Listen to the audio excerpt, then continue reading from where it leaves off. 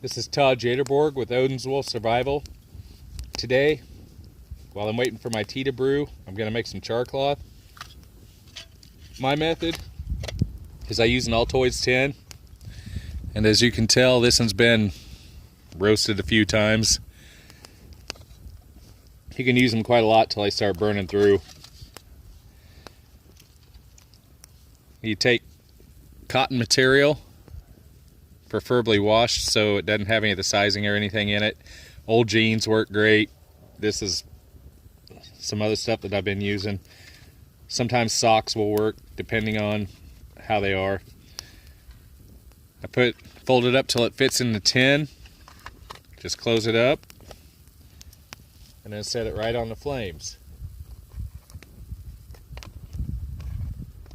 Once the tin starts getting hot, it transfers the heat into the cotton and it starts charring the cotton, which dries off all the volatile gases, which will blow out as smoke and whatnot from underneath around the lid. If you can get the fire hot enough, you can actually catch the volatile gases on fire and it'll be blowing flame out. And you want to pull that off when the flames stop or the smoke stops or slows way down. It'll still look like the hunk of cloth, but it will be blackened and tear really easily, and it'll catch a spark from a flint and steel or fire steel, anything along that line, very easily, which you can then transfer into your tinder. It's fairly easy to make. You can make this, do the same method and use it with punky wood. I've done that quite a lot. Around in this area in the Midwest, they have what we call shatter cane, and if you can find some of that that's a couple years old, it'll be like stupid light and really dry, and it floats around on the wind sometimes. I've found it out in the fields and I've tried it. I need to hunt some more down. You can see the flames coming out now, and it's a really good natural material to catch a spark very easily, and it'll catch even a weak spark off of a flint and steel if you don't catch it right. And it'll sit there and just turn into coal rather nice, which is easy to transfer. I haven't tried some of the mushrooms that grow on the side of the trees. I'm going to try some of those. Some of those will take pretty easy without it, but if you char it, it should catch it even better. I've tried some wood. Regular woods, it don't work very well. They're too dense even after they've been charred. Punky wood, once you dry it out, I'll take some of it and set it out in, I don't know, in a Tupperware bowl or something along that line. And if you set it when you're at work or whatever on the back deck or your dash in your vehicle, the sun will dry it out easily and quickly without you having to do anything. Then you could come back and char it in this situation. You could actually put it in here, but it'll take longer. You'll be driving all the moisture out. It's just easier to do it. Let the sun do it. You can see how the flames are coming out from around the lid. It's burning off the volatile gases.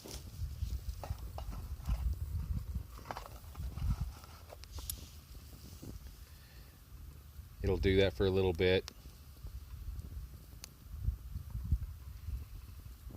That's an Expedition Research grill screen that I have my Keith titanium pot that I'm using as a mug to make tea on. I'm kind of taking a break, so we're making some tea. And you never let a good fire go to waste. Usually when I'm making charcloth, I have 4 or 5 of the tins. I just happen to have one with me and some cotton material.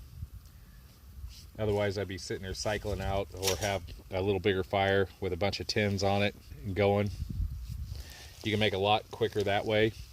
I've seen people use bigger tins, which if I'm making a lot of it I do, but this way it's just easier I can cycle through a bunch of these. I haven't started producing it yet for sale. When I do, I'll go to bigger tins. It's not overly hard to do. It's just kind of fun to sit out here on a nice day, which technically should be windy and cold,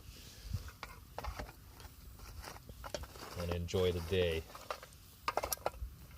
and let it sit till it cools off. The heat, it'll continue to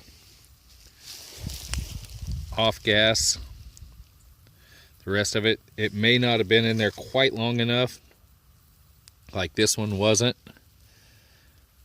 This side is, so I can peel this off.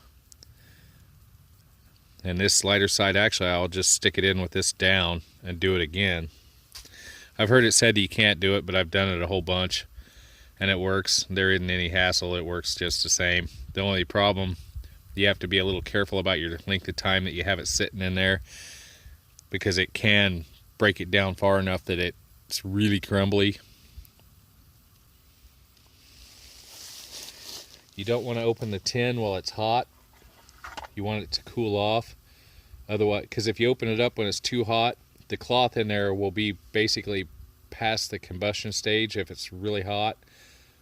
So when oxygen hits it, it'll turn into coal and basically turn into ash just right before your eyes. I've done that a few times.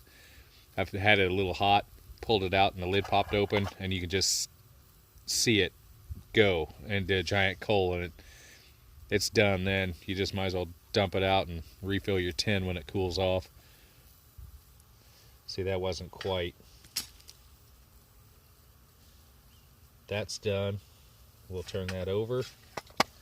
It didn't quite get the top side. It was still off gassing a little bit, so we'll set it on the coals. We'll char it up,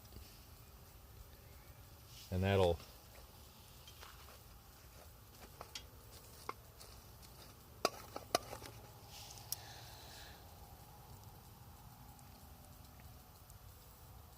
get the bottom. Then I'll have a nice little bit of charcloth to be playing with the flint and steel.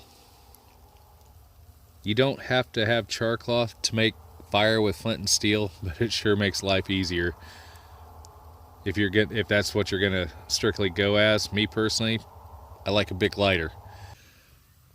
Everything has its shortcomings and everything has its strong points. The Bics are handy. I like them. I carry them. That's my first go-to.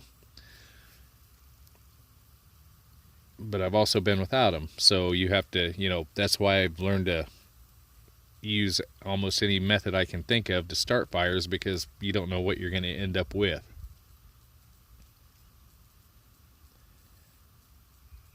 I've seen this done charring it in the bottom of a pan.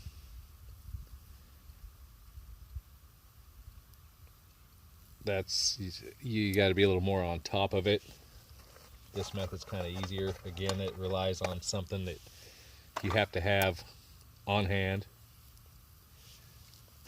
And there isn't a whole lot of, you can do it in a pop can, a soup can, things along that line, which are more available.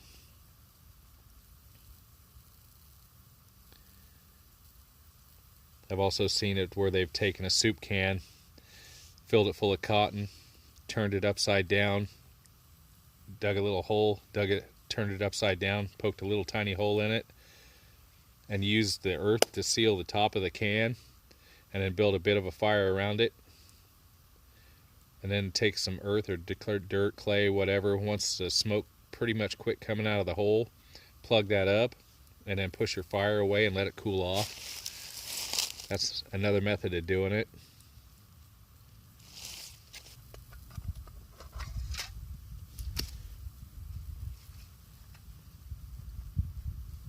Okay, that's a nice bit of charcloth. Sun's going down, we're losing some light.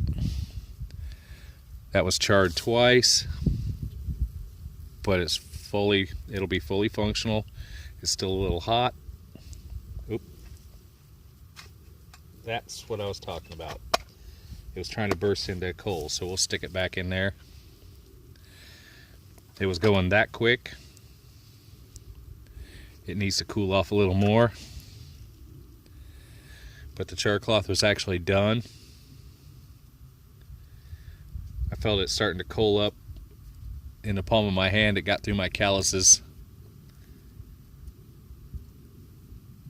And it would have given another few seconds. It probably would have turned bright red in front of the video camera.